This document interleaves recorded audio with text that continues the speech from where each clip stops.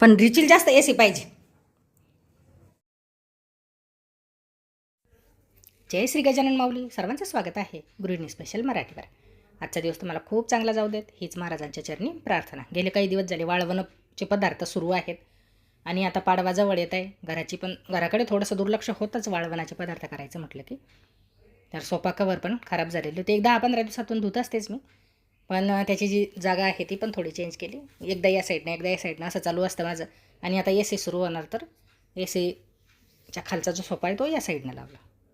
तर हा जो कवर आहे हा कवर छान दिसायला छान आहे, एकदा लावला की पण छान आहे. पण लावायच्या वेळेसच थोडासा त्रास देतो तो. एकदम म्हणजे वेळ लागतो त्याला लावायचा, सेट करायचा म्हटलं की.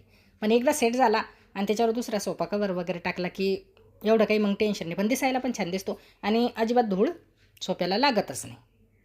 छान राहतो सोफा.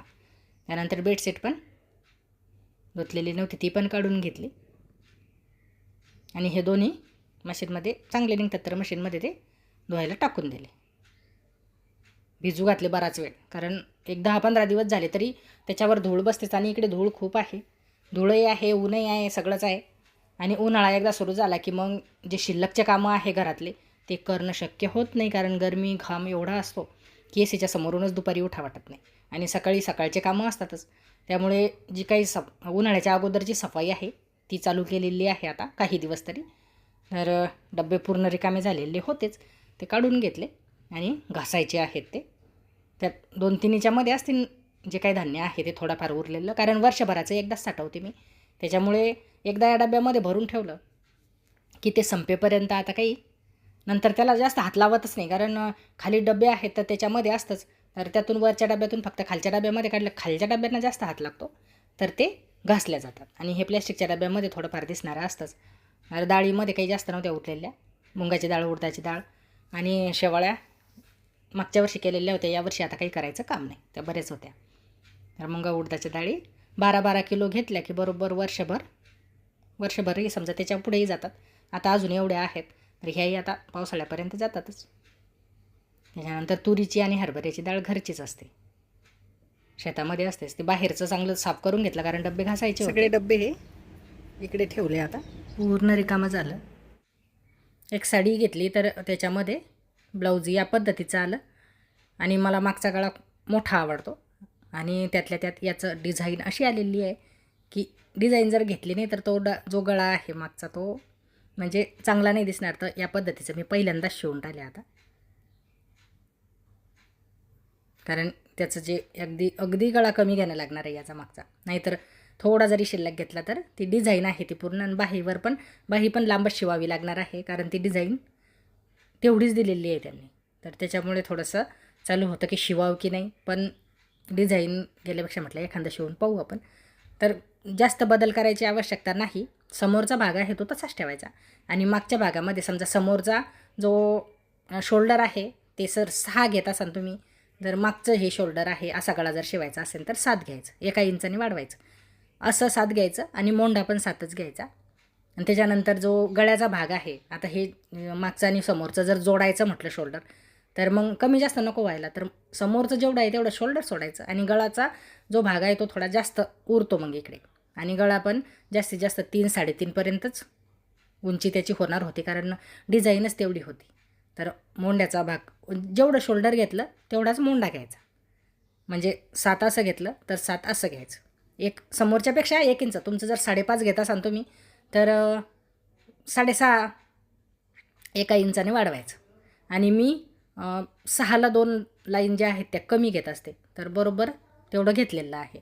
7 असं घेतलं आणि 7 असं घेतलेलं आहे. आणि गळा जो मागचा आहे तो अगदी कमी उरत आहे. आता हे पहिल्यांदा शिवत आहे मी, मलाही आवडतं की नाही ते काही माहिती नाही, पण त्या डिझाईनसाठी असं हे शिवावं लागणार आहे. हे 7 घेतलं तर ते पण 7च घेतलेलं आहे.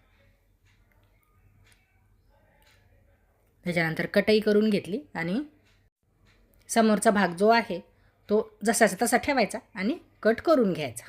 आता जवळपास 5:30 वाजत आले. 5:30 वाजले आणि आता मी हे वरचं झाडणार आहे, कारण सकाळी डबे वगैरे घासले आणि त्याच्यानंतर बाकीचे कामं जे थोडेफार होते ते कपडे मशीनमध्ये लावलेले आहेत, त्याच्यामुळे कपडे काही धुवायचं काम नाही पडलं. डब्बे झाले आणि त्याच्यानंतर जेवण वगैरे झालं आणि 12-12:30 झाले की इकडे ऊन तापायला सुरुवात होऊन जाते. खामगाव म्हटलं म्हणजे उन्हाच्या याच्यात तर ते सगळ्यात एक नंबर असतं. तर त्याच्यामुळे दुपारी काही केलं नाही, दुपारी शिल्लकचेच कामं करत बसले. ब्लाऊजची वगैरे कटाई केली. आता अजूनही गावाकडे 2-3 लग्न आहेत, त्यानंतर काही कार्यक्रमसुद्धा आहेत. तर त्याच्यासाठी जायसाठी ज्या काही साड्या आपण नेसलेल्या नाही, ही साडी काही नेसली नाही अजून, तर तिची तयारी करायची. आणि त्याच्यानंतर लग्न आहे एका पुतण्याचं 16 तारखेला, तर त्या लग्नासाठी चालू आहे ती साडी नेसायचा विचार. तर हे जे आहे, ही वरचे जे सज्जा आहे, हा मी वर्षातून फक्त एकदाच सफाई असते माझी याची. कारण आता डब्बे घासले, आता डब्बे बरेच रिकामे दिसले असतील तुम्हाला. तर आता डब्बे घासल्यानंतर जेव्हा डाळी वगैरे तांदूळ घेते मी एकदमच, साखरेचा कट्टा, तर ते 2 डब्यामध्ये बसतात, तांदूळ 2 डब्यामध्ये बसतं. आणि ज्या डाळी आहेत तुरीची, हरभऱ्याची, मुंगाची, उडदाची, ह्या पण 12-12 किलो घेतल्या की बरोबर डब्बा भरतो. आणि डब्बा भरल्यानंतर दिवाळी दसऱ्याला किंवा महालक्ष्मीच्या वेळेस ते डब्बे काढणं आणि ती साफसफाई करणं शक्य होत नाही. कारण ते डब्बे खूप म्हणजे जशी डाळ लागली तशी मग खाली काढत असते मी, पण ते सफाई काही करत नसते. आणि महालक्ष्मीच्या वेळेस पाऊसच असतो, त्याच्यामुळे ते डब्बे नाही उघडत जास्त.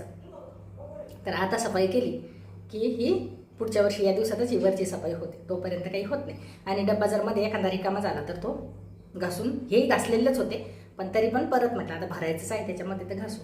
शेवाळ्या काही मागच्या वर्षीचाच आहे, शेवाळ्या काही करायच्या नाही यावर्षी. आणि उडदा मुगाच्याही डाळी थोड्या आहेत, तर तरी पण घ्याव्याच लागतील. नंतर पावसाळ्यामध्ये पुढे याचे भाव जास्त होऊन जातात. पण एकदाच वर्षभराचं एकदा घेऊन ठेवली टेन्शन नाही. तर हे आता या पद्धतीचं हे जे आणलेलं आहे हे खूप चांगलं आहे, म्हणजे टेन्शन नाही याचा.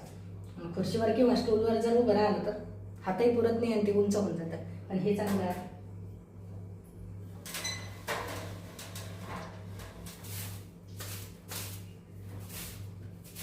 ते झाडायला काही वेळ नाही लागला. पण यावर्षी काय केलेलं होतं मी, या साईडनं दरवाजाच्या जो हिरवा कपडा आहे तो लावलेलाच होता वर्षभर. त्याच्यामुळे खूप धूळ कमी आली, सज्जावर काही धूळ नव्हती. म्हणजे नव्हती अशी नाही, पण खूप प्रमाण कमी, नुसतं डब्याच्या आजूबाजूला जे काही आहे ते. आता हे झाडून घेऊन बाहेरचे डबे आणलं. आता काही ताईंना वाटेन की सफाई करत नाही वर्षभर, म्हणजे जाळं वगैरे झालं तर ते पण काढत नाहीत का ताई? तर तसं नाही, फक्त ते डबे आहे, डबे जोपर्यंत रिकामा होत नाही तोपर्यंत घासत नाही. बाकी धूळ वगैरे डबे आजूबाजूला सरकवून वरच्यावर तेवढ्यातले ते काढणं चालूच असते माझी. दिवाळीला, दसऱ्याला, महालक्ष्मीच्या वेळेस पण धूळ काढत असते, फक्त डबे रिकामे झाल्याशिवाय घासत नाही. आणि आता पूर्ण डबे घासणं झाल्यानंतर पूर्ण सुकले ते पुसून घेतले आणि अगोदर त्याला झाकणं पण लावून घेतले. कारण अगोदर जर समजा पेपर किंवा या पद्धतीची कॅरी बॅग लावत असते मी, हे जर अगोदर लावले तर ते झाकणाचा आकार कुठेतरी कमी जास्त होतो, मग ते डब्बा लवकर सापडत नाही. तर अगोदर पूर्ण डब्यांना झाकणं लावून घेतले. त्याच्यानंतर आता कॅरी बॅग अशी या पद्धतीने बांधते मी, आणि झाकणं खराब नाही होते. आणि मग नाहीतर पूर्ण धूळ वर झाकणावरच बसते. आणि असं या पद्धतीने करायचं, म्हणजे झाकण पण चांगलं राहतं आणि दिसायला पण कॅरी बॅग जसं थोडंसं बऱ्या दिसतात. आणि पेपर तेव्हाच असा धूळ बसले त्याच्यावर की मळल्यासारखं होतं. कॅरी बॅग फाटली की मग दुसरी बदलल्या जाते. आणि हे डबे जास्त उघडायची आवश्यकता पडतच नाही. एकदा खालच्या डब्यामध्ये वस्तू काढून घेतली की ती बरेच दिवस जाते. आणि डबे लावताना बरोबर खालीच मी त्याचा आकार पाहून घेत असते, लहान मोठा असं व्यवस्थित जर लावला तर. अगोदर मोठा आहे, आता मोठ्यापासून सुरुवात आहे, तर त्याच्यापेक्षा लहान लहान असं उतरतं पायरीसारखं केलं की तेही छान दिसतं. आणि प्रत्येक डब्यावर नंतर मग मी नाव पण टाकून देत असते, म्हणजे आपल्यालाही थोडंफार माहिती असतं की कोणत्या डब्यात काय आहे. पण अचानक जर घरातलं कोणाला जर काढायचं असलं की सगळे डबे काढत बसणं लागतात. त्याच्यापेक्षा अगोदर जर नावं टाकून दिले की त्यांना पण समजताना आपल्याला पण जास्त विचार करायची आवश्यकता पडत नाही. आता सुरुवातीचे हे 4 डबे माहिती असतात की काय आहेत, पण नंतरच्या डब्यामध्ये थोडासा एखादा रिकामा झाला तर त्याच्यामध्ये जर डाळ कमी असली तर ती दुसऱ्या डब्यामध्ये जातीच. तर नाव टाकून ठेवलेलं असलं की टेन्शन नाही. आणि हे आलेले होते मध्ये थोडेसे, तर ते म्हणत मी ठेवू लागतो. माझाही हात पुरतो आणि त्यांची हाईट जरा जास्त आहे तर त्यांचं जास्त पुरतो. खुर्ची वगैरे काही टाकायची आवश्यकता पडत नाही, पण डब्यामध्ये जर काही पदार्थ असला तर तेव्हा खुर्चीवर उभं राहूनच ठेवावा लागतो. तर मध्ये एक डब्बा होता हा कुरटायाचा, तो खालीच असतो, कारण बऱ्याच वेळा त्याचं काम पडतं. पांढरे शुभ्र ही पोरगी ना लय रिकामी झाली तर आणि व्हिडिओ द्यायचं म्हटलं की जीवार येतं येईल. मस्त दिसून राहिले, घासले की मस्त दिसतात. काही दिवस नाही खराब नाही होत म्हणा, झाकणं जास्त खराब होत असतात. पण हे जर असं केलं तर जे झाकणं आहे ते पण जास्त ऐकते ना का हे रिकामी धंदे चालू असतात. आता या रूममधली पण राहिली AC साफ करायची. गरमी खूप होऊन राहिली. AC कवर लावून ठेवलं की एवढी काही साफ करायची गरज नाही पडत. पण रिचिल जास्त AC पाहिजे. उन्हाळा सुरू झाल्या बरोबर तो AC कडे पाहतो.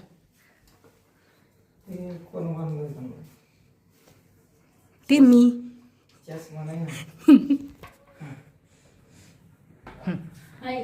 कापून देऊ.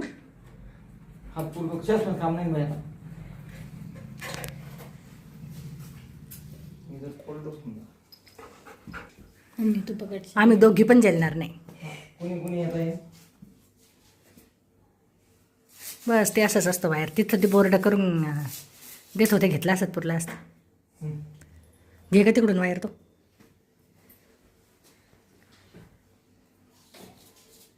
हे असं लावून ठेवून लागतं. वर्षभर लावलेलंच होतं हे.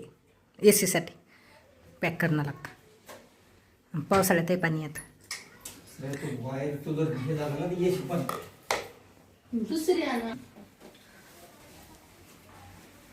पाल असन तिथं, कारण एक पाल काल दिसली मला.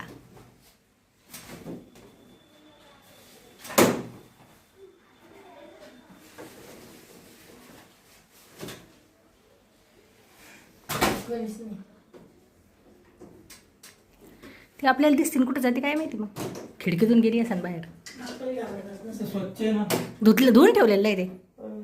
हां काहीच नाही त्याला. लावली की एक 15-20 दिवस झाले, महिना झाले की मग करणं लागते सफाई. हे पूर्ण साफ करून ठेवलेली होती त्याच्यामुळं काही टेन्शन नाही तिथं.